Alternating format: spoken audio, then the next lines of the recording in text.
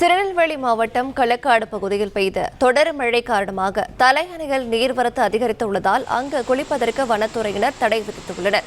மேலும் விவரங்களை தருகிறார் நம்முடைய செய்தியாளர் பாலாஜி. வணக்கம். இதை பற்றிய மேலும் விவரங்கள். வணக்கம். தமிழகத்தில் வடகிழக்கு பருவமழை தீவிரமடைந்து வருவதை ஒட்டி நெல்லை மாவட்டத்தில் கடந்த 5 நாட்களுக்கு மேல் தொடர் மழை பெய்து வருகிறது. குறிப்பாக களக்காடு, திருக்குறங்குடி பகுதிகளில் அதிகாலை முதலே மழை பெய்து வருகிறது.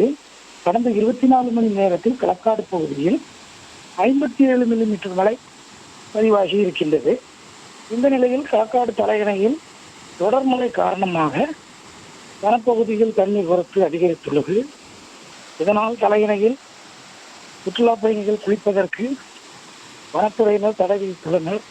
கடந்த 12ஆம் தேதி முதலே தடை உத்தரவு இருக்கும் நிலையில் இன்று 6வது நாளாக தலையணையில் தடை நீடிக்கப்பட்டுள்ளது. அதே நேரத்தில் தலையணையை சுற்றி பார்க்க வனத்துறையினர் அனுமதி அளித்துள்ளனர். விவரங்களை வழங்கியமைக்கு நன்றி பாலாஜி.